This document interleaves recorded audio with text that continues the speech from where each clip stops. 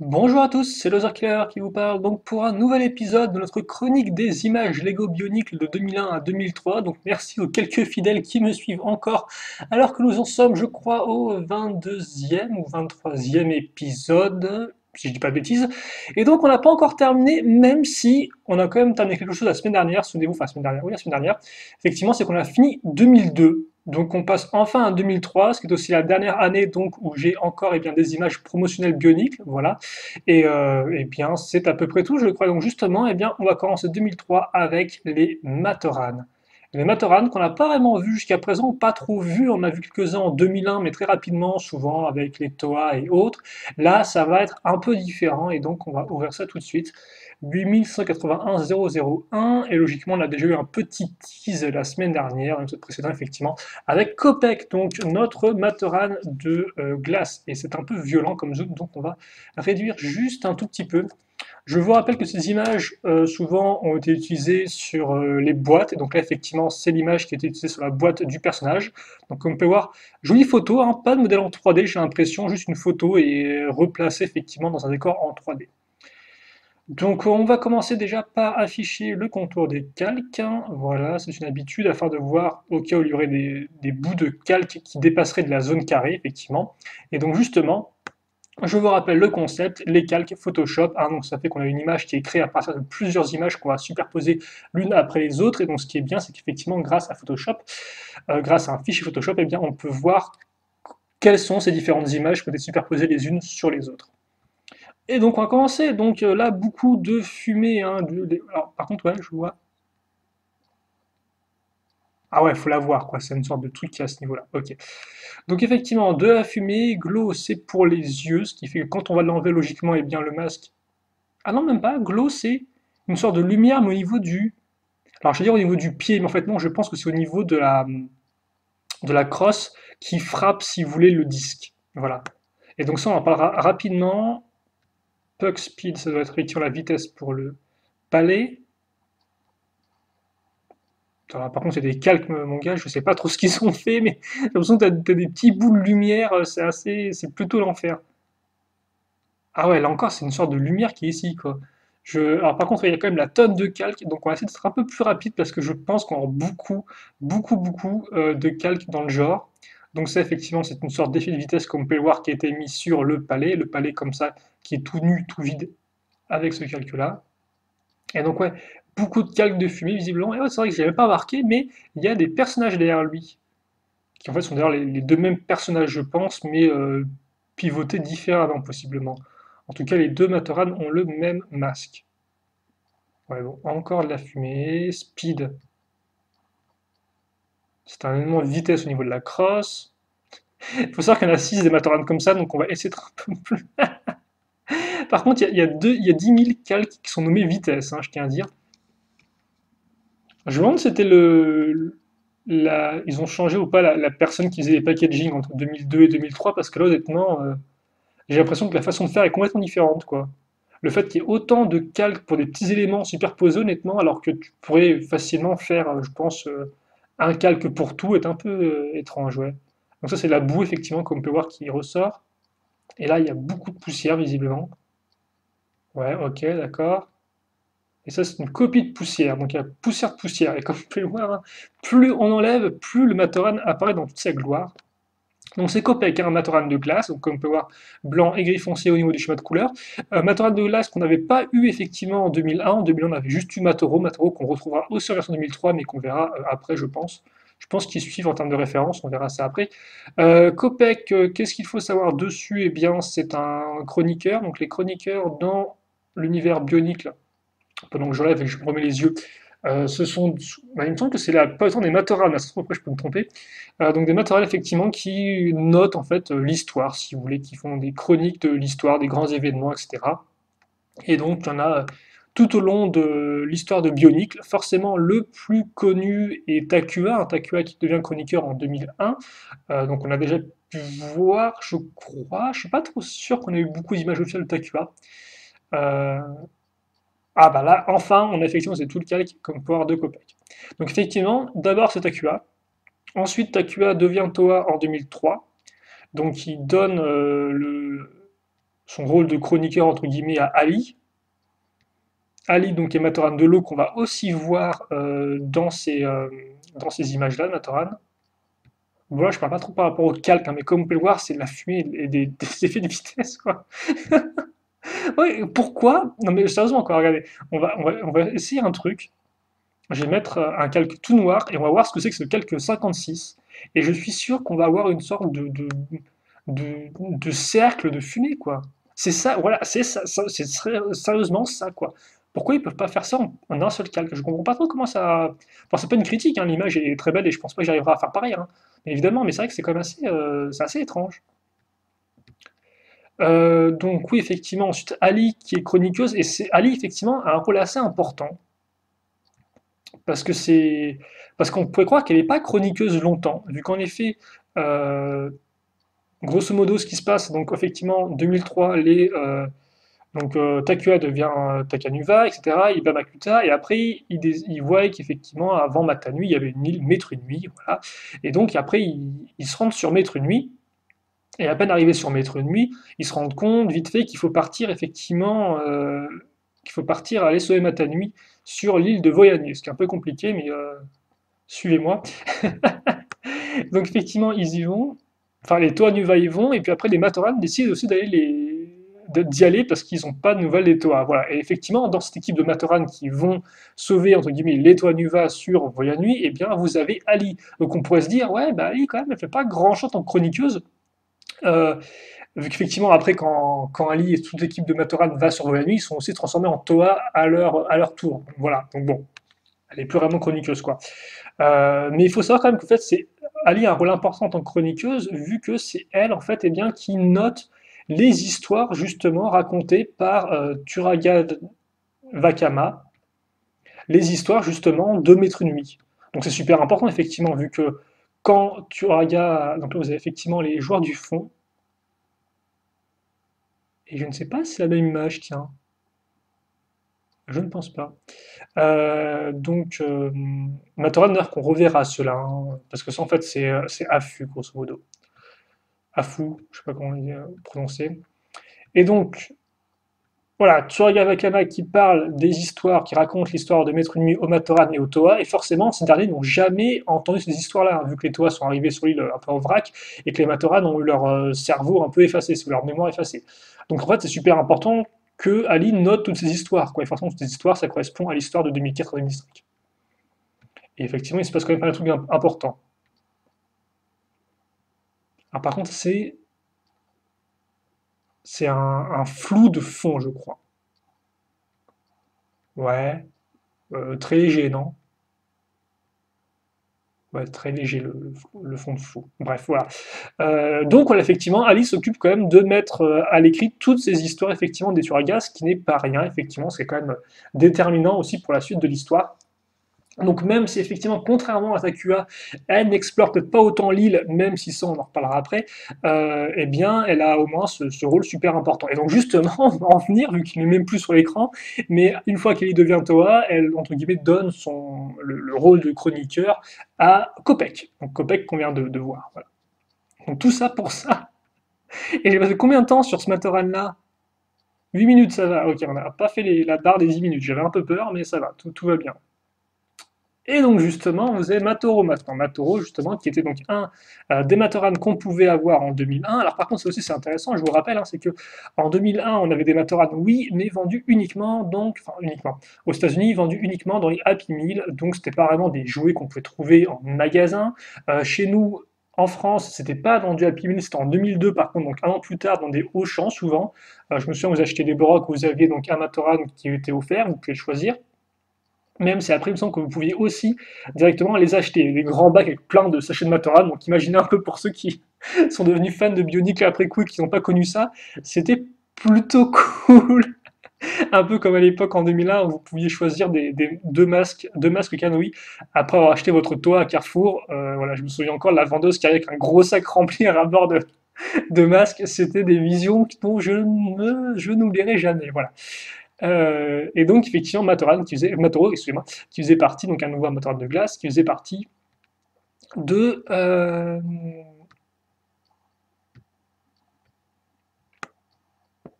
Ah, on a effectivement des dossiers de calque, comme vous pouvez le voir, hein. Un dossier de calque qui est vide, en fait. Donc, t'as trop oublié de mettre les calques dedans, mais voilà, vous avez 7.1, donc qui est un dossier de calque qui est vide. Donc, c'est rigolo, c'est quand même, parce que c'est une sorte d'oubli qui est assez marrant. Bref. Donc, oui, donc, Matoro, qui était sorti donc déjà en 2001. Je ne sais plus s'il faisait partie de la compagnie ou pas du chroniqueur, donc qui suit Takua dans ses aventures. Il me semble que oui, parce que je vois, il me semble pas que Kopek l'était. Ah, quoique si, peut-être qu'il était effectivement Kopek déjà dans la compagnie du chroniqueur. Je peux me tromper, hein. Donc la compagnie du chroniqueur, hein, c'était Takua qui grosso modo récupère un peu des Matoran des différentes régions et tous ensemble ils font le tour de l'île, puis après ils défendent les Toa quand ils se battent contre Makuta, justement contre. Ils vont dans le repère de Makuta, et donc les Matoran restent derrière, si vous voulez, au Kininui, afin de justement protéger, entre guillemets, la zone des Rai, donc des bêtes sauvages contrôlées par Makuta. C'est à peu près leur histoire, et donc il y en a, je ne pourrais pas vous faire toute la liste des noms, parce que je ne me souviens pas de tout, mais si je dis pas de bêtises, donc représentant la jungle, c'est Tamaru, si je ne me trompe pas. Le feu, c'est Kapura. La terre ou la pierre, je me souviens jamais avec lui, c'est Afu.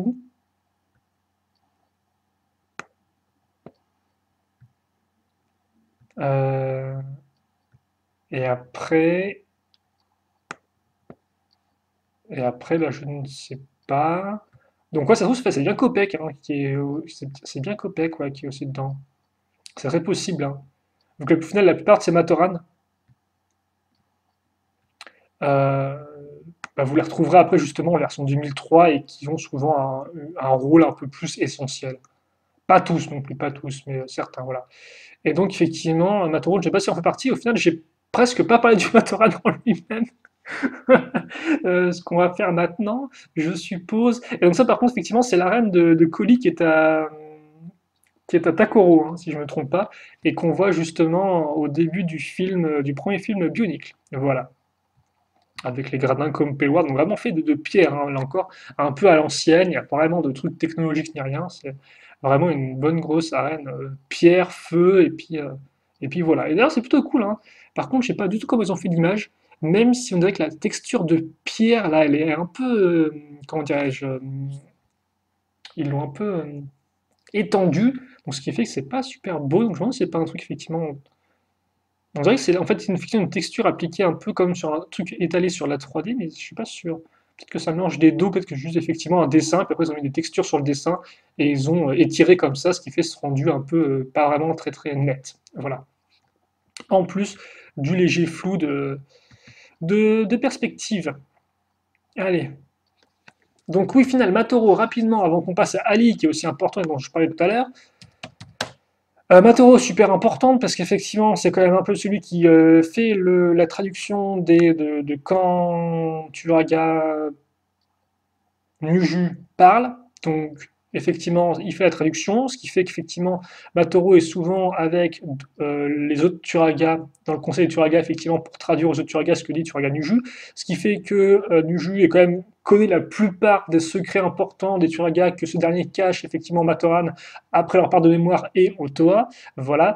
Et donc, effectivement, Matoro qui après fait aussi partie du groupe pour aller sauver les Toa, qui se transforme lui aussi en Toenica, et Matoro qui par la suite, effectivement, se sacrifiera en 2007 dans Marine Nuit, après avoir passé quand même un sale séjour à Maître Nuit, hein, parce que le séjour de Maître Nuit, de Matoro à Maître Nuit, c'est genre, il y a une guerre totale entre les différents seigneurs des océans, les Baraki, et puis en plus, je sais pas pourquoi, mais Makuta, il aime bien traîner avec les Toa et les troller, en fait, hein, on peut dire ça comme ça. Et effectivement, Makuta passe son temps, se balade tranquillos avec Matoro pendant une grosse partie de 2007. Donc bien sûr sous le déguisement de l'armure Maxios, hein, et Matoro qui ne dit pas à ses potes, je crois, pour la simple et bonne raison qu'il n'a pas envie de les inquiéter alors qu'il essaie effectivement de sauver Matanui, quoi, enfin de soigner Matanui. Après, il faudra la réveiller, mais pour l'instant, il faut déjà le soigner. Et donc, effectivement, Matoro qui se coltine Makuta sur son dos pendant tout 2007, hein, et c'est douloureux, voilà. Et donc, effectivement, après, vous avez le sacrifice de Matoro, bref, voilà quoi, avec le masque de la vie. Donc Matoro, un personnage effectivement qui commence assez discrètement, donc ça reste quand même un Matoran de glace, donc il est aussi assez discret et silencieux, et qui gagne vraiment en intensité, j'ai envie de dire, bah, en 2007, hein, parce qu'en 2006, il n'y a pas vraiment de leader en fait, hein, si vous voulez, c'est un peu encore entre Jaller et Matoro, mais c'est vraiment, il se révèle, je veux dire qu'il se révèle, oui et non, parce que il se révèle, mais après, il se révèle surtout à la fin par son choix, quoi. Même si on sent qu'effectivement il devient un peu plus leader au fur et à mesure du temps, mais et comme quoi effectivement la lumière des yeux est quand même assez faiblarde, hein. Même là, comme on peut voir, c'est vraiment juste un petit truc qui est appliqué sur les yeux, quoi. C'est assez discret. Donc voilà, donc ça c'était Matoro, donc un Matoran, enfin un personnage très important dans l'univers bionique, même si comme on peut voir, c'est un peu comme les vieilles motos, hein, il met vraiment un peu de temps à démarrer et à vraiment se concrétiser, quoi. Et donc là effectivement vous avez Ali, vous avez Ali, dont on parlait tout à l'heure. Et c'est vrai que je disais qu'elle n'avait pas fait vraiment de tour de Matanui, mais oui et non en fait, parce que oui, elle en fait un effectivement dans Matanui Online Game 2, donc dans le premier jeu, vous incarnez justement Takua qui se réveille, qui a justement lui aussi pas de la mémoire à nouveau, et donc qui découvre l'île de Matanui, etc. Voilà, qui est super important. Et dans Matanui Online Game 2, eh bien, vous contrôlez Ali, et c'est ça qui est super intéressant, c'est qu'effectivement dans le premier jeu Matanui Online Game, vous incarnez Takua alors que les Toas marchent au final sur l'île, hein, récupèrent leur masque, etc. Donc c'est vraiment super important. Et Ali, au final, ça se passe entre 2000, ça se passe entre l'attaque des Borokal, si je dis pas de bêtises, et effectivement entre la fin des Borokal et entre le début des Rakshi, si vous voulez. Donc grosso modo, son petit tour Matanui à elle se fait dans la paix, grosso modo, et donc en fait, eh bien, avec elle, vous découvrez les différentes régions, vous vous battez justement au colis contre les différents joueurs, et, euh, et vous apprenez surtout les différentes vertus et différents, alors j'ai plus les noms, mais les charmes et vertus effectivement des différentes régions à chaque fois. C'est un peu compliqué, mais grosso modo, vous avez unité, devoir, destinée de chacun de ces, comment dirais-je, de ces termes découlent des principes, et à chaque fois des principes découlent différentes choses, grosso modo. Et donc, en fait, vous devez apprendre ces principes, hein, chacun étant fidèle, enfin, chacun étant respectif à une région en particulier. Et c'est à peu près ce que vous faites, en fait, pendant tout le jeu, quoi. Alors, vous allez de région en région, vous apprenez ces principes qui, justement, vous aident à jouer mieux au colis, et donc, effectivement, afin de gagner, enfin, afin d'aller, justement, de vous qualifier pour le championnat, et justement, la finale du championnat qu'on voit dans le film. Donc, en fait, c'est le prologue direct au film, si vous voulez, grosso modo, quoi. Vous avez Borokal, Battle Online Game 2 et le film.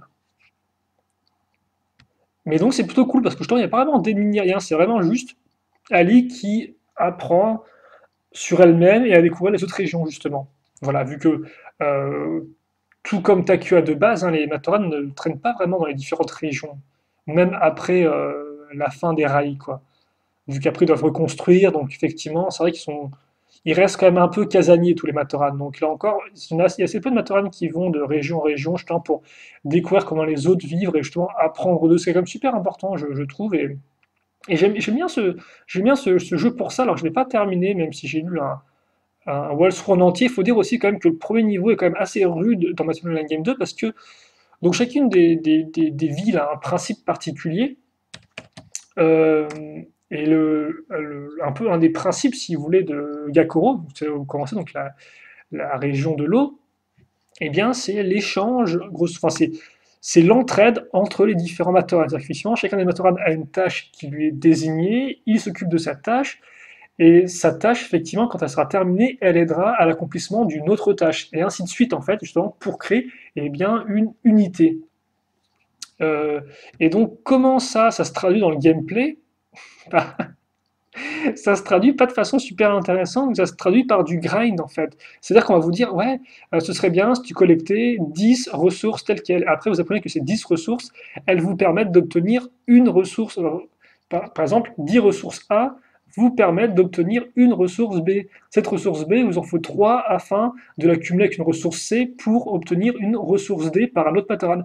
Et en fait, c'est à peu près ça ce que vous faites pour Tugakoro, et c'est très long et pas super intéressant, parce qu'au final, voilà, tout ce que vous faites, c'est vous collectez des trucs, vous parlez à un Matoran, le Matoran vous dit, ok, je prends ça, je t'en fais ça, avec ça, tu peux faire ça, il te faut 10 trucs comme ça pour faire ceci. Honnêtement, c'est un peu la grosse flamme. Heureusement, maintenant, il y a le jeu qui est sorti en version hors Internet, et maintenant, vous pouvez directement éditer en fait le nombre de ressources que vous avez. Ce qui aide facilement, on va dire, c'est comme ça. Voilà. Mais voilà, c'est vrai qu'effectivement, c'est un début qui est un peu compliqué. Et après, pourtant, dans les autres régions, il y a beaucoup moins ce côté grind, en fait. Alors, certes, il vous faut effectivement des fois de l'argent, et donc il faut grinder, faire des ressources pour faire de l'argent. Mais honnêtement, hormis ça, j'ai eu le walkthrough et c'est beaucoup plus simple après, quoi. Donc, c'est vrai que c'est un début qui est quand même un peu douloureux, hein. Euh, et donc, oui, effectivement, second jeu qui est beaucoup plus, entre guillemets, comment dirais-je, pourquoi je déplace le calque 53 là?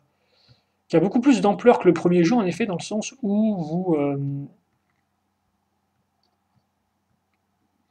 vous n'êtes plus en vue à la première personne. Donc, vous voyez effectivement Ali à la troisième personne, donc vous vous déplacez en cliquant avec la souris, vous faites des matchs de colis, etc. Donc c'est beaucoup plus complexe et c'est aussi beaucoup plus buggé.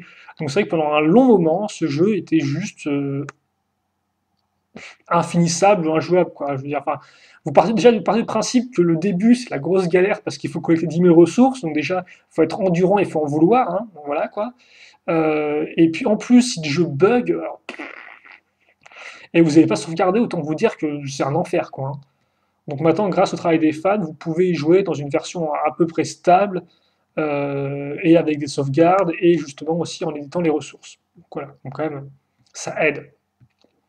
Et donc ça, effectivement, ça construit, je trouve, beaucoup le personnage de Ali, que effectivement on ne connaît pas vraiment auparavant, quoi. Enfin, on la voit rapidement, justement là encore dans la compagnie du... Ah, que c'est peut-être Naku dans la compagnie du chroniqueur. Bref.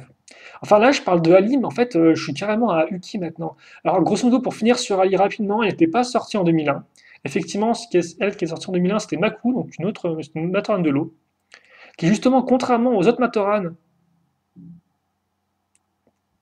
de 2001, qui avaient tous le masque de leur, euh, de leur Toa, elle n'avait pas un masque de Toa, elle avait le masque, effectivement, elle n'avait pas le masque de Gali, elle avait le masque de Vakama, mais en bleu. Donc plutôt cool effectivement, mais un peu étrange.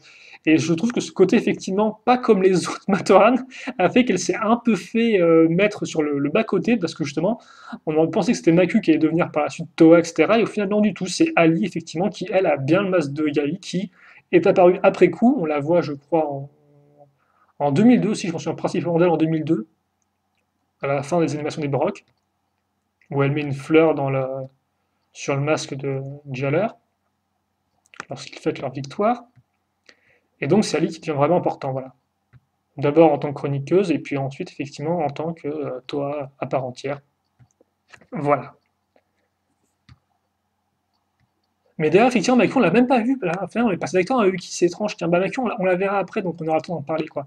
Uki qui devient lui aussi un Toa, voilà. Qui est amoureux de Maku dans les animations Flash. Je sais pas par contre si c'est resté canon ou pas, ça. Dans l'histoire, il me semble, je suis pas entièrement sûr, hein, parce qu'il y a encore des trucs des fois qui sont canoniques à l'histoire, des fois qui sont pas canoniques à l'histoire. C'est pas vraiment mon kiff de savoir ce qui appartient à l'histoire ou pas, personnellement. Mais bon, ça peut être intéressant. Et donc, au final, Aoki, j'ai pas grand chose vraiment à dire dessus. Il était aussi apparu en 2001 en Matoran, hein, donc aussi un Toa. Voilà quoi. Et donc, Yuki, effectivement, qui était fort dans le colis de base. Je crois que c'était le nom du sport aussi, avec quand il donnait le football avec les. Avec juste, parce qu'effectivement, le colis, c'est un sport, donc on est en 2001, si je me trompe pas, et qui se transforme en fait en 2003, donc, parce que de base, c'est juste une sorte de football avec des rochers, quoi. Et après, comme on peut le voir, eh bien, on passe à un système de cross et de palais. Voilà. Plus proche du hockey au final. Vous noterez aussi donc ça c'est affût, euh, que le corps a changé, donc effectivement, donc on a un corps qui est beaucoup plus complexe, hein. Les matériaux en 2001, c'était quand même 5-6 pièces, hein. Là, effectivement, vous avez carrément un petit mécanisme, etc. Après, c'est vrai qu'effectivement, moi, à l'époque, en 2003, quand j'ai vu les matériaux, je n'étais pas entièrement satisfait, pour tout vous avouer. J'aimais beaucoup le charme simple, effectivement, des matériaux en 2001. Et en 2003, je trouve qu'ils les ont, voilà, ils faisaient sorte de Brad Borok, ça faisait qu'ils étaient très, ils avaient des grosses épaules, donc ils faisaient vraiment, genre, Matoran très musclé, en fait, et c'était un peu particulier, je vous avoue.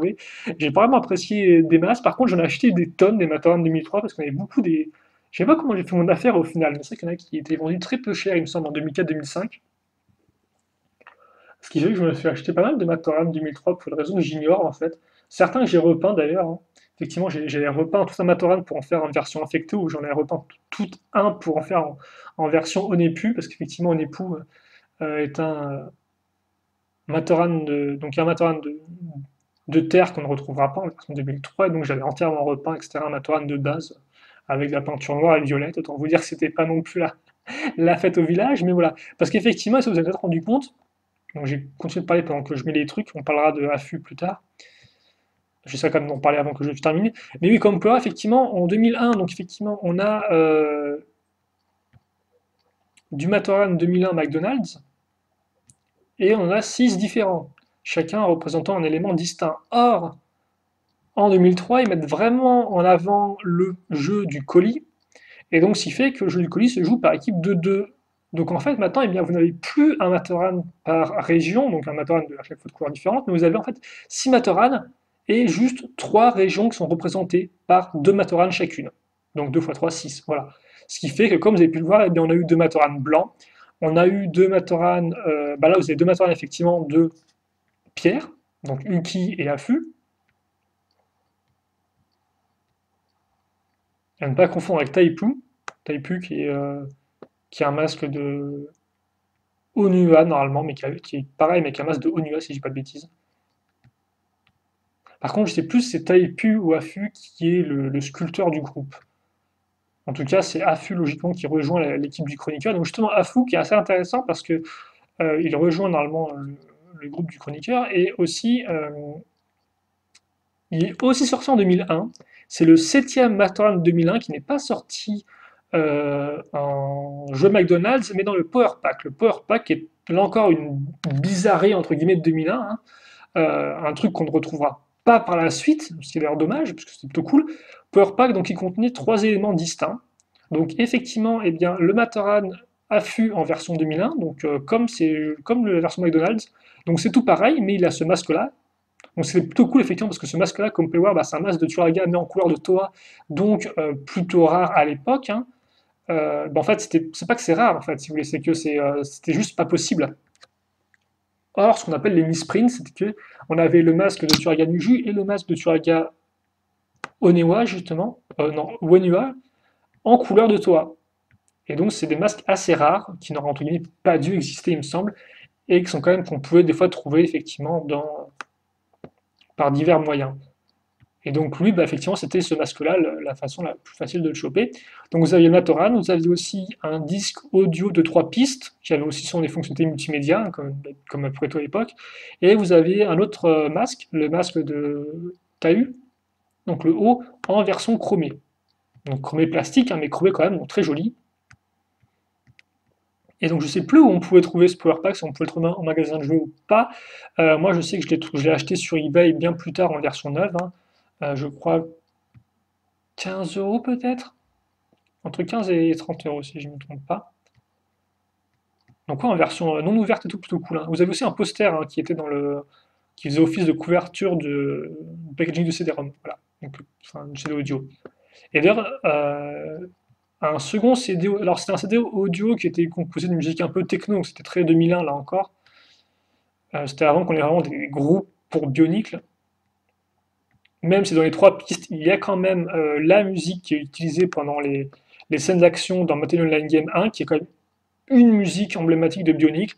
Les autres musiques le sont un peu moins et sont, j'irais peut-être pas expérimentales en fait. C'est juste que c'est de la techno, mais c'est pas super intéressant, je trouve. C'est une musique qui est un peu rock et tout, mais voilà. Et par contre, si je dis pas de bêtises, il me semble que c'était composé par les mêmes qui ensuite composeront les musiques sous le groupe Cryoshell, mais je peux me tromper. Il me semble qu'il y a aussi effectivement Faber qui est derrière ça. Même si ce qui est marrant, c'est qu'effectivement dans le Power Pack, quand on regardait qui a composé les musiques, c'est indiqué au final que c'est genre les Toa qui l'ont composé, grosso modo, ce qui est assez rigolo. Voilà. Donc c'est pas vraiment de vrais noms, il me semble. 30 minutes, on va continuer, on va peut-être vraiment finir le sixième Matoran, on verra pour les autres après, mais là enfin, je me sens bien parce que je parle un peu de tout et n'importe quoi, et le truc c'est que je traîne un peu. Donc voici notre sixième et dernier Matoran sorti en jouet, en petit set, donc c'est Maku. Maku, je ne sais pas. En tout cas, voilà donc pour le Power Pack, et oui, il est vrai qu'on avait un second CD qui était prévu, qui était teasé, je crois, pour 2003, avec quelques groupes comme Rob Zombie ou Cold, donc là encore du groupe de rock un peu, donc qui n'avait plus rien à voir avec Bionic. Donc je pense qu'effectivement, dans ce cas-là, vous auriez juste eu des musiques, mais qui n'auraient pas été composées spécialement pour Bionic. Le truc, c'est que même si c'était teasé effectivement en comics, dans les comics, ça n'est jamais sorti parce qu'il y a eu des problèmes avec la maison de disques ou le label. C'est ce que j'ai lu sur Bionic, le secteur 01, en faisant des recherches là-dessus. Donc c'est quand même un peu triste, et il faudra attendre 2005 avant qu'on ait de la musique dans Bionic. Enfin, entre guillemets, si vous voulez, une sorte de des pistes audio, donc fait par des groupes, alors ceux qui ont été faits spécifiquement pour Bionic ou ceux qui ont été pris pour ajouter à Bionic après coup. On pourrait parler aussi de la musique. Je vous parlerai bien de la musique, c'est super cool, mais bon. Parce que oui, on va faire. Si on fait une rétrospective rapide sur la musique, très très rapide. Donc en 2011, vous avez Power Pack, donc musique composée uniquement pour Bionicle, de la techno, 3 pistes. Aussi, vous avez forcément la musique qui a été composée pour le Matanu Online Game, hein, voilà. Je n'ai plus son nom, mais il a bien un nom, la personne on connaît le prénom de la personne qui a composé la musique. Et voilà, donc il faut quand même, c'est aussi important à noter. 2002, vous n'avez pas de CD audio, vous avez par contre effectivement de la musique aussi pour les animations des Borok. Voilà.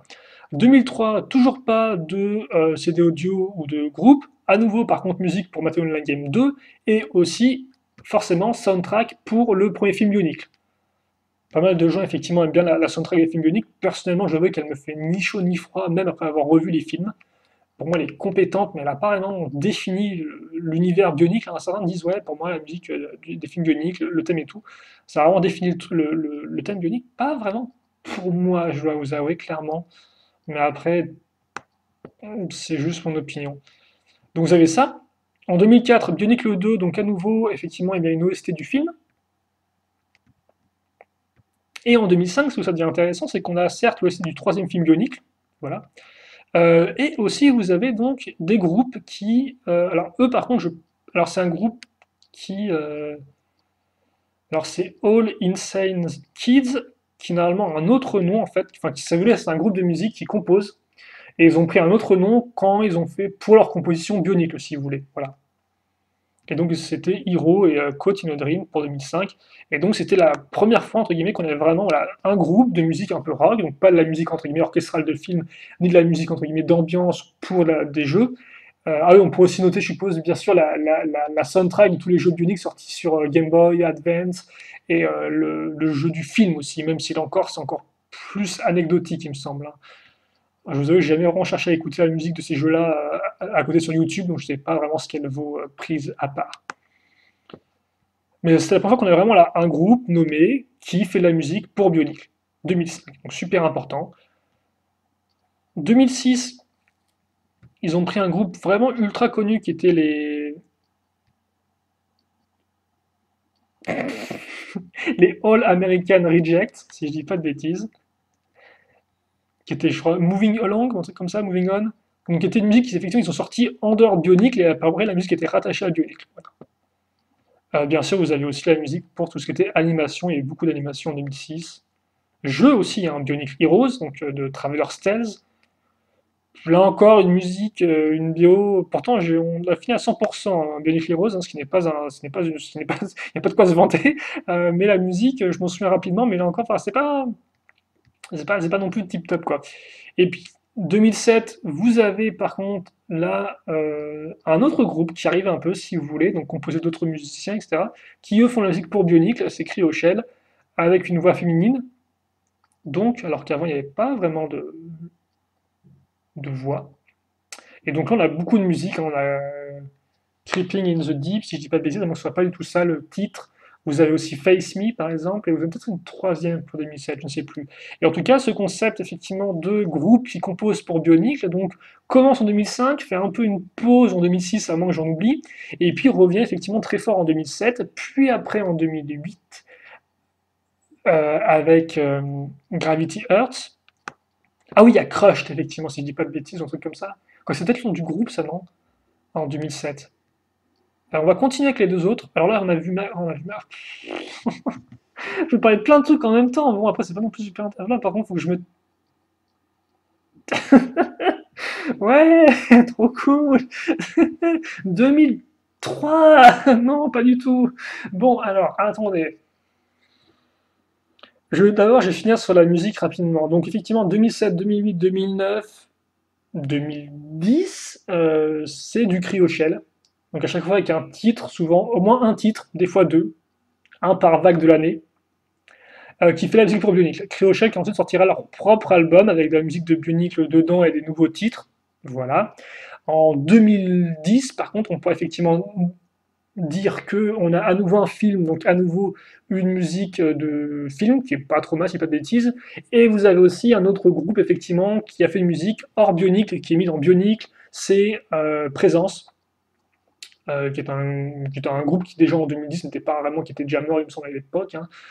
J'ai plus leur année d'activité, pourtant j'ai écouté leurs différents albums. Donc effectivement qui fait Ride qui apparaît donc dans le générique de fin, une musique que je trouve vraiment très cool et qui a des paroles, ma foi, assez génériques, mais qui vont bien avec la fin de Bionicle, en fait, si vous voulez, qui correspondent vraiment très très bien. Voilà. Tout comme End of the Line, un truc comme ça, de Ricochet, qui correspond très bien aussi en 2010. Par contre, en 2011, il n'y a pas de musique pour Bionicle, hein, dernière année de Bionicle, mais bon, on s'en tape un peu, donc fait à l'arrache.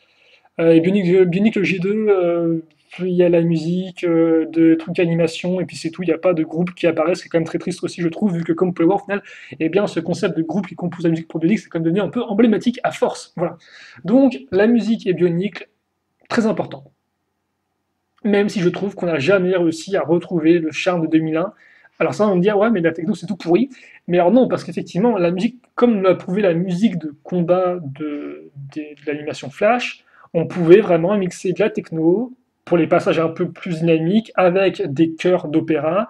On peut mixer de la techno avec de la musique d'ambiance. Et ça, effectivement, je pense que c'est vraiment ce qui est important, c'est de la musique d'ambiance. Ambiance un peu industriel, ambiance un peu comme ça, un peu métallisé peut-être, je ne sais pas trop. Il y avait vraiment de quoi faire de la musique, je pense, cool pour ça. Et je dois vous avouer que j'ai jamais vraiment retrouvé ça dans Bionic, j'ai pas retrouvé ça dans les musiques de films, j'ai pas spécialement retrouvé ça ailleurs, alors peut-être dans effectivement les animations Flash, qui est aussi de la musique d'ambiance. Mais jamais, je pense qu'on a vraiment pu faire un truc. Donc effectivement, c'est vrai que moi, la musique de Bionic, c'est avant tout les différents groupes qui, à défaut d'avoir une sorte de musique un peu d'ambiance, etc., qui colle au thème, ben vous avez moins une sorte, si vous voulez, un peu de thème de l'année, quoi. Un peu comme dans les dessins animés ou même animés japonais, hein. Vous avez ce qu'on appelle un opening et un ending, une musique de générique de début, une musique de générique de fin, qui forcément, eux aussi, définissent au final ce que vous allez regarder. Et donc, eh bien, c'est pareil pour les thèmes bioniques. Voilà, bref, c'était super important. Et enfin, pour terminer sur Maku, donc comme on peut voir, vous avez pu le voir, hein, elle n'a pas le masque de Galien, c'est ce qu'on a vu juste avant. C'est notre sixième et dernière, donc Matoran comme ceci. Et d'ailleurs aussi, pour ceux qui se demanderaient comment s'expliquer dans l'histoire, comment ils changent de forme, c'est très simple. Ils changent de forme en fait parce qu'ils se font reconstruire. Grosso modo, c'est après la guerre contre les Borok. Il y a contre les Borok ou contre les Borokal. Je pense que c'est contre les Borok. Les Borok, non? Je ne sais plus tout, tiens. Bref, soit c'est après les Borok, soit c'est après les Borokal. Les Matoran sont félicités pour leurs efforts contre la guerre et ils sont transformés. C'est la cérémonie du nom aussi, leurs noms sont changés, ce qui est effectivement une explication dans l'histoire au fait que Lego, du fait de leur procès avec les Maoris, ont dû changer quelques noms, comme par exemple justement Jala, que vous voyez ici, qui devient Jaller, et Maku qui devient Maku en fait. De base c'était M-A-K-U et c'est transformé en M-A-C-K-U-U. Voilà. Il y a d'autres noms aussi comme ça qui sont changés. Bon, idem Tounga hein, qui devient Matoran. De base on les appelait Matoran, ils appelait Tounga, ce qui allait de pair avec Turaga, Toa Tounga, 3T, et au final, eh bien, Toninga est un terme visiblement qui ne plaisait pas trop, je ne sais plus trop ce qu'il voulait dire. En tout cas, c'est un des termes qui a dû être changé dans l'histoire, donc les Toenga deviennent Matoran. Ça, par contre, il me semble qu'ils font plus référence dans l'histoire, hein. Ça, il n'y a pas Autant ils définissent dans l'histoire pourquoi certains Matoran ont changé de nom, autant le fait que les Matoran, enfin Toenga devient Matoran, c'est supprimé, si vous voulez, en fait. C'est ce qu'on appelle un retcon, c'est-à-dire qu'effectivement, ils disent Toenga, ça n'est jamais arrivé, il me semble, et ça a toujours été Matoran. Je sais pas si vous me comprenez, mais c'est pas grave. Et donc oui, pourquoi je suis donc voilà, Maku, j'ai rien de plus à dire là-dessus. Elle devient particulièrement, donc oui, elle se fait mettre sur le côté très rapidement. Elle devient importante lorsque Makuta prend possession du robot univers Matenmi. Elle mène une partie de la rébellion, si je dis pas de bêtises. En tout cas, on la retrouve avec Kapura et un troisième Matoran dans une des céréales, mais dont on s'en fiche en toute honnêteté. Enfin, c'est cool de la revoir parce qu'effectivement, ça m'a toujours vraiment intéressé ce côté-là. Effectivement, elle apparaît en 2001, mais après, c'est Ali qui lui prend sa place gentiment, si vous voulez. Et Maku, la pauvre, elle devient patois, elle devient rien du tout, quoi. Et Maku, donc, est amoureuse de Yuki, on l'a déjà dit dans l'histoire. Bref, allez. Euh, donc, oui, pourquoi je suis impressionné? Parce que ça, c'est bien effectivement Jella slash Jeller, mais c'est pas sa version 2003. C'est sa version 2001. Donc, bah, écoutez. Et je pense que ces images-là, on les avait pas eues, il me semble, en 2001, quand on les a regardées. Donc, un effet de vitesse pour les. Donc, je suis très content de les avoir, tiens. Donc, ça, effectivement, c'est le disque qui est vraiment plaqué en plein tête tronche. Alors, par contre, là je pense qu'on va quand même pouvoir remettre le contour du calque. Alors, je pense que cette vidéo dure 15 plombes, non? Yes. On va quand même finir les Matoran là, je pense. Ça, c'est Jaller, donc le Matoran. Et par contre, c'est cool. Alors, Skig, c'est une sorte d'ombre, peut-être, par rapport au Matoran. Ouais, c'est son ombre, effectivement, au niveau de ses pieds, d'accord. Ah, là, c'est du danois, ça, donc Lis, que j'ai très mal prononcé, qui est en fait eh bien, un autre mot pour dire fumer. Génial. La lave qui a été peinte après coup, comme vous pouvez le voir. Alors, c'est quand même cool d'avoir un peu. Alors, Gulk Emperor, c'est très bizarre, ça tient, parce que c'est un dégradé, je pense, un dégradé transparent jaune. Et forcément qui a été mis pour adapter la couleur de l'élément. Temple, qui est en fait le temple, et Comper, on a un calque de fusion. Ah, effectivement, en plus, il a une opacité 125. Voilà, donc ça c'est l'image de base, comme vous pouvez le voir, du temple, donc vous pouvez la retirer si vous voulez. Et eux, ce qu'ils font, c'est que d'abord ils mettent une opacité, ce qui fait qu'ils mettent en transparence le temple, et ensuite ils mettent un masque de fusion, ce qui fait qu'ils suppriment entre guillemets une partie du temple, ils la rendent invisible, encore plus. Et comme quoi, effectivement, c'est vrai qu'au final, le ciel traverse le temple, ça je me suis jamais rendu compte. C'est pas comme si ça avait fait une découpe et tout, non, c'est vraiment le ciel qui entre guillemets traverse le temple. De la saturation de couleur, donc comme vous pouvez voir, en fait, à nouveau une saturation rouge pour l'élément du feu. Donc de base, c'est vraiment une image très neutre, hein. Alors ciel qui est blanc. Oh, alors ça c'est du nuage, ouais. Quoi, ça c'est peut-être même un vieux filtre nuage ou un truc comme ça directement appliqué. Ouais, beaucoup d'éléments, un peu de saturation, de contraste.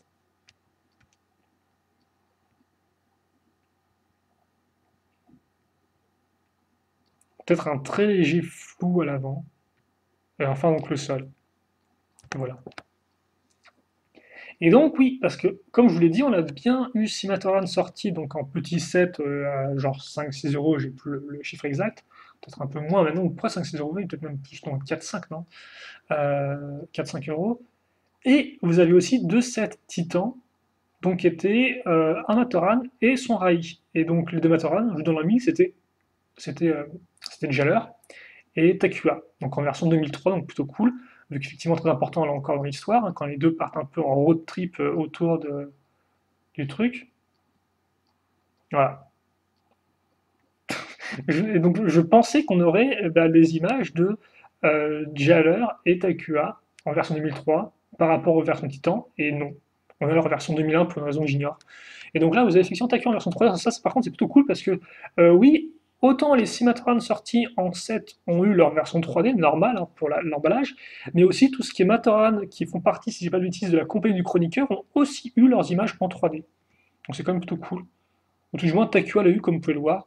Donc ça m'a toujours... je me suis toujours dit si c'était des images montées ou pas, mais en fait non, c'est bien des images officielles comme vous pouvez le voir.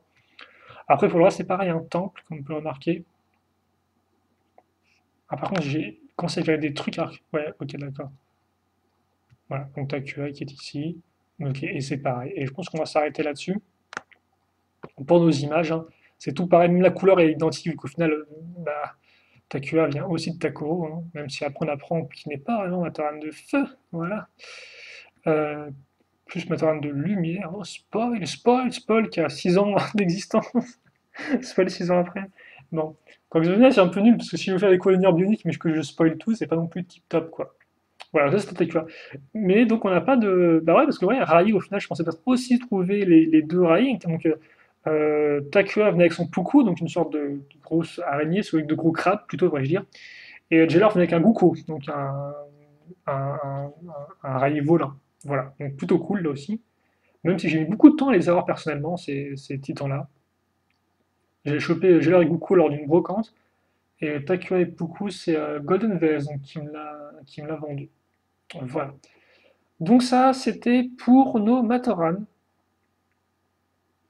Pas super intéressant. Alors c'est vrai que j'ai quand même beaucoup parlé de trucs divers et variés. J'espère que j'ai pas non plus trop parlé dans ma barbe à être incompréhensible et à juste déblatérer pendant 15 pompes de trucs. Je pense que la plupart des fans au final, qui regardent ça doivent déjà connaître ça peut-être même en mieux que moi. Donc bon voilà. C'était comme, honnêtement, c'était quand même un épisode plutôt cool, plutôt tranquille. En plus de il fait pas très très proxy. Ouais, je fais pas en plus si moche que ça, mais il fait un peu froid. Donc c'est quand même cool de parler avec vous de vieux trucs bioniques là, comme ça. Comme on peut le voir, même si en termes d'histoire pure et dure, parce qu'au final ça peut très rapidement être bionique, les 3 premières années c'est très facilement euh, résumable en les toits collectionnent des trucs et après ils vont battre le grand méchant. C'est ça pendant à peu près 3 ans. Mais comme quoi il y avait vraiment une grosse emphase entre guillemets sur la construction du monde, ce qu'on appelle du world building, quoi. La construction de l'univers. Et ça, voilà, ça s'est fait grâce aux différents médias, c'est fait aussi grâce aux musiques dont on parle et dont on parlera aussi par la suite. Ça s'est fait grâce aux jeux. Maintenant, le Game 2, au final, c'est ça, hein, c'est vraiment les Matoran, ils ont des principes, des préceptes, des croyances. Et donc tout ça permet de créer un univers plus complexe qu'il ne n'y paraît, rien qu'avec les sets, quoi. Et voilà, rien que les Matoran, qui sont tous au final des Matoran, qui sont tous clonés les uns par rapport aux autres, c'est pas incroyable non plus en termes d'image à voir, en termes d'histoire, c'est quand même très important. Bien sûr, par rapport à ce qui se fait entre 2001 et 2003, puis aussi par rapport à la suite, hein, encore, à Ellie, comme je dis, quand elle devient chroniqueuse au final des événements racontés de Metroni par les Turaga, c'est super important selon moi, quoi. Bon, voilà. En attendant, on approche de la fin, mais la semaine prochaine, on aura à nouveau, j'ai envie de dire, alors, dit comme ça va pas vraiment donner super envie, mais on aura ce qu'on appelle un peu un roadblock, un peu une barrière au niveau de la route à franchir parce qu'on revient avec nos Borok cales. Et honnêtement, là par contre, j'aurais rien à dire parce qu'on a déjà beaucoup parlé. Ce sera tout ce qui est 8578 comme vous pouvez le voir. Il y aura 6 images par Borok. On va ouvrir celui-là rapidement. C'est Galok. Galok cal. Voilà. Et comme vous pouvez le voir, c'est un peu la fête au calque. Donc voilà. Donc je sais pas du tout comment on va faire ça. Enfin, leurs images sont plutôt cool, hein, comme pour les Borok cal restent cool, mais voilà, ça reste du Borok tout de même. Donc bon, j'arrête de me répéter, je vous quitte là-dessus, c'est je crois une de mes plus grandes vidéos, j'espère toutefois que vous avez quand même pu l'apprécier, et puis nous on se donne rendez-vous très prochainement pour de nouvelles vidéos, donc voilà. Portez-vous bien, passez une bonne journée, une bonne soirée, les questions, commentaires, allez-y, et puis nous on se donne rendez-vous très prochainement donc pour la suite de notre chronique des images. Mais c'est plutôt cool parce qu'on avance, et donc on va peut-être essayer de finir ça avant 2017. Ça me semble un peu compliqué au rythme où on va, mais on va tenter, écouter, et puis voilà, en tout cas, j'ai passé vraiment un très bon moment à me souvenir de tout ça, donc bah, j'espère que vous aussi. Et puis allez, salut à tous et à la prochaine. Salut, salut.